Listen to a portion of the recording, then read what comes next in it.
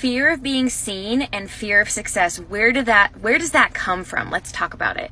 I'm a success coach, and I've worked with hundreds of entrepreneurs and professionals who are sick of their self-sabotaging patterns, and I help them to heal and clear their trauma so that they can manifest success not only in their lives but in their businesses. So did you know that the fear of being seen is actually rooted in the fawn stress response? Now, if you're new to stress responses and the nervous system, there are 4 primary stress responses that we experience: fight, flight, freeze, or fawn.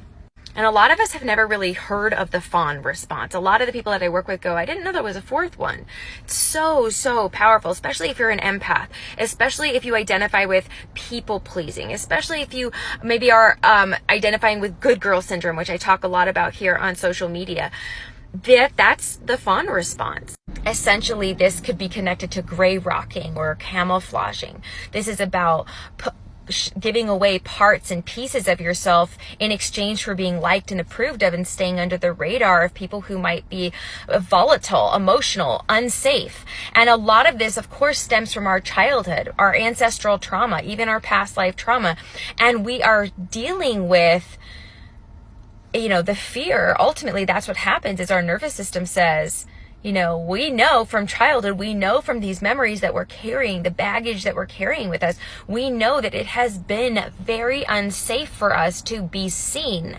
And when we're seen, when we're in the spotlight, when we're visible, we could get hurt because we have been hurt. Something that I love about the nervous system is that it's doing its best to keep us safe. In fact, it will not even allow us to thrive if it is stuck in survival mode.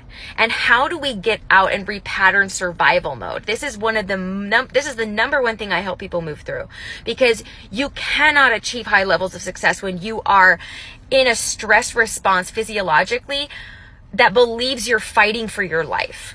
Our nervous system is so powerful. 95% of the decisions that we make on any given day is connected to our intuition, our emotions, and our nervous system responses. So you cannot think your way out of this. You cannot talk your way out of this. You have to get into your body with this. A lot of us in our journeys, whether entrepreneurship or navigating our careers, will notice that just when it's getting really good, we do something absolutely out of our characteristics, like completely out of character, that bombs our success. And we sit there and we go, what the fuck? Like I just pulled the rug out from underneath my own feet. Why would I do that? Because your nervous system does not feel safe with you being successful and getting wins. Africans go for ancestral healing because all of our ancestors had been oppressed at some point.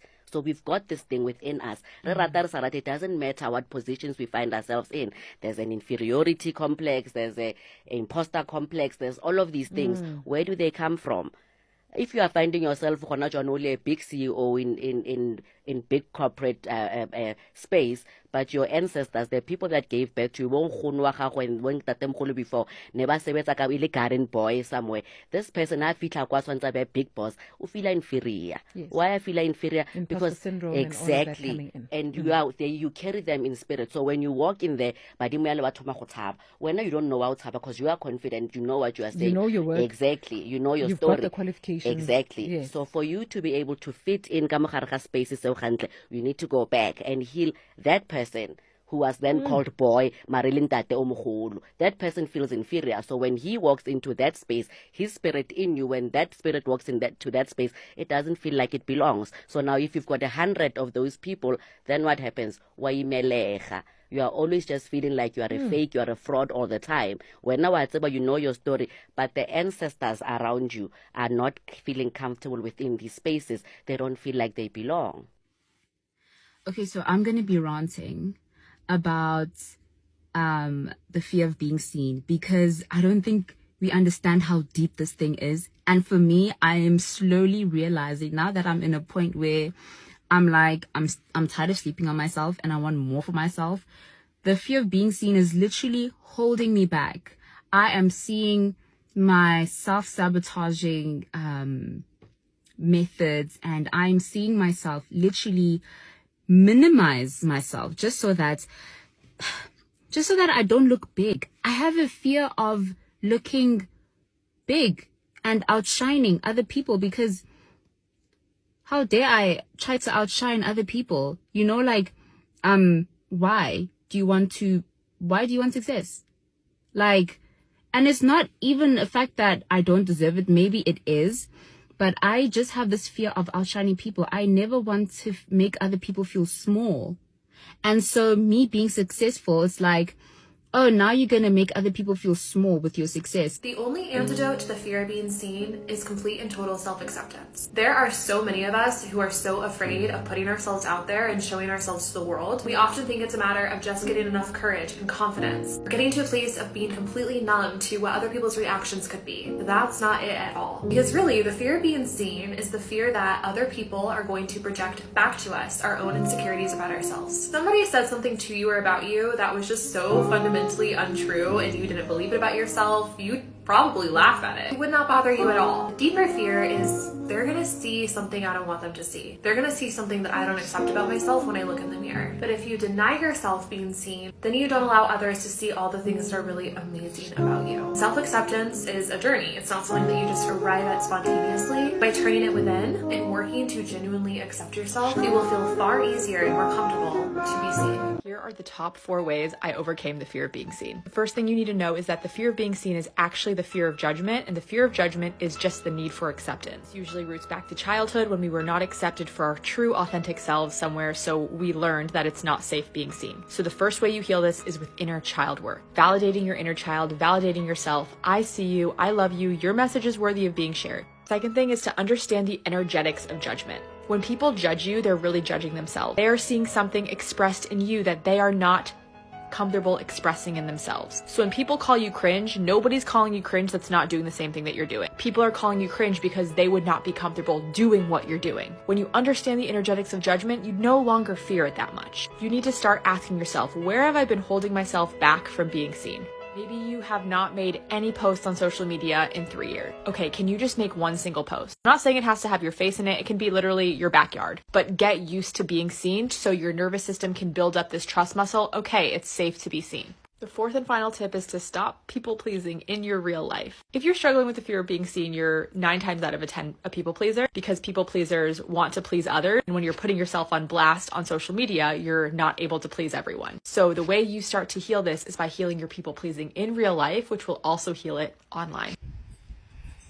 So what I want to remind you today is you were meant to shine. You were meant to shine. And I'll tell you why. I was thinking about it this morning. We've had a beautiful sunshiny weekend, and I just thought, you know, us as humans, we need to shine. And there's a few reasons. We need to shine in order to give other people hope. When we shine, it just gives other people permission to shine also. When we're shining, as such shining, it means that we are stepping into those gifts that God gave us. And we all got unique gifts. And so it's our right to shine, our obligation to shine.